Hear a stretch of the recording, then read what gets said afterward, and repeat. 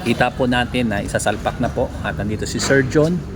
Ayan, interviewin natin siya kung ano ang naging issue ng sasakyan itong ng Fortuner. Sir John, Sir John, problema ng common problem po ng Fortuner katulad po niyan, at alam natin na marami na po tayo nagawang Fortuner dito. Mostly Sir John, ilan year po ang warranty po natin dito at magkano po ang labor cost at ano po ang common issue nito sa Fortuner. Bigyan mo kami Sir John para sa mga follower po natin. Yan, shoutout sa ating lahat mga kamatis at sa followers ni Mr. Pad, shoutout sa inyo lahat.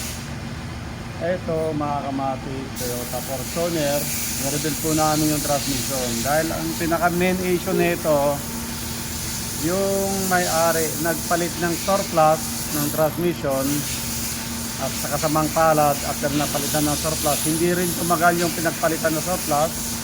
Ngayon ang nangyari, ito pong pinagpalitan niya, ito ang pinaka-stock niya, yun na rin ang pinarebuild sa amin.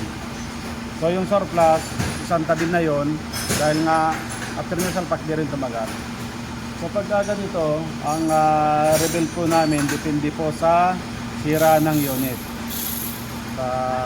Depende sa sira ng transmission, nagbabase po kami doon sa magiging trouble ng transmission.